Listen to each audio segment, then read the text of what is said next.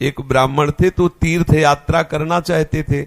उनके लड़के थे पर उनकी ज्यादा आज्ञा नहीं पालन करते थे, तो सोचा कि बूढ़ा अकेले तीर्थ यात्रा कैसे कर पाऊंगा। तो एक गरीब ब्राह्मण का लड़का था, उससे कहा कि भैया तू इधर उधर नौकरी के लिए भटकता, अगर तू मुझे तीर्थ यात्रा करवा दे तो मैं तेरी खान पान की व्यवस्था और धनराशि भी दे दूंगा। ब्राह्मण ने कहा चलो अच्छा है, आपके साथ तीर्थों का भी दर्शन होगा। तो जहां जहां जाना चाहते थे वो जवान ब्राह्मण बूढ़े ब्राह्मण को ले गया, तीर्थ दर्शन कराती हो। जब ब्रज धाम आया तो उसको बहुत बुखार आ गया बूढ़े को। उसने बहुत सेवा की, जैसे मतलब माता अपने बच्चे की सेवा करती है, ऐसे सब सेवा की उस जवान ब्राह्मण ने। बड़ा द्रवित हुआ बूढ़ा ब्राह्मण, धनी ब्राह्मण था वो।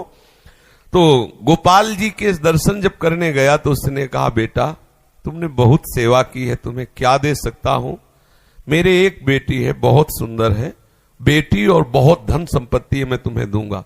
बोले देखो बाबा तुम तो यहां बोल रहे हो, घर में तुम्हारे जवान लड़के हैं, हमारी पिटाई करेंगे। बोले हम गोपाल जी को साक्षी करके कहते हैं कि अपनी बेटी का ब्याह तुम्हारे से करवा दूंगा और संपत्ति भी दूंगा। बात हो गई। तीर्थ यात्रा करवा के जब घर पहुंचा तो बूढ़े की हिम्मत नहीं कि बात कर सके लड़कों के सामने, क्योंकि बेचारा गरीब ब्राह्मण का लड़का। महीना भर सोचता रहा कि कभी न कभी तो सूचना दे, वो तो सूचना ही नहीं। तो घर गया उनके और बोला देखो बाबा आपने कहा था कि तुम्हारा, तो लड़कों ने धक्का लगाया और 2-4 थप्पड़ लगाए कि तेरी सामर्थ्य क्या है कि तू मेरी बहन से ब्याह करने की बात सोच सके। बोले नहीं बाबा ने कहा था। अब लड़कों की वो स्वरूप देख करके बाबा बदल गए। उनका हमें नहीं याद है कि हमने कुछ कहा था।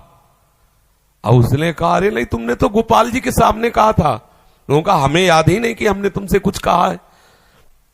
पीट के भगा दिया। अब उस लड़के को इस बात का बुरा लगा कि तीर्थ यात्रा करके आया और कह रहा कि मुझे याद नहीं है। अब मैं अपनी तरफ से तो कहा नहीं था ब्याह करने की, और इसने हमारा अपमान भी करवाया, अब तो ब्याह करके ही रहेंगे। उसके जिद चढ़ गई।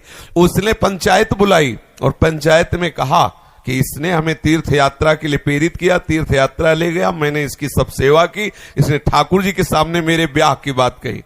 तो बोले कोई और गवाही दो तब बात बनेगी।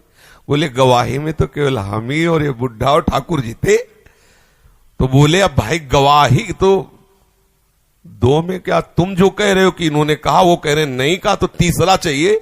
वो तीसरे में तो ठाकुर जी थे। तो बोले अगर गवाही दे दें तो ब्याह हम जबरदस्ती करवा देंगे। पंचायत पहले लगती थी गांव में, जैसे होता है ना न्यायालय, तो छोटा मोटा न्यायालय समझो गांव का। पंच लोग जो निर्णय कर देते थे फिर वही होता था। तो बुढ़े से कहा तो बुढ़ा राजी हो गया, क्योंकि उसे पता था गोपाल जी थोड़ी आएंगे। उसने कहा अगर गोपाल जी कह दें पंचों के बीच में आके कि हाँ हमारे सामने ब्याह की बात हुई थी, तो अब किसी की बात नहीं मानेंगे, हम ब्याह कर देंगे। लड़के भी राजी हो गए, क्योंकि सबको पता था कि कोई ठाकुर जी मूर्ति थोड़ी चल के आएगी। और उसने मूर्ति नहीं माना था, उसने साक्षात ठाकुर जी माना था। आया वृंदावन और ठाकुर जी का शयन हो गया था। अब वहां से अब वो बहुत परेशान कि अब कल तक हम रुके फिर ठाकुर जी से बात करें, तो ऐसा।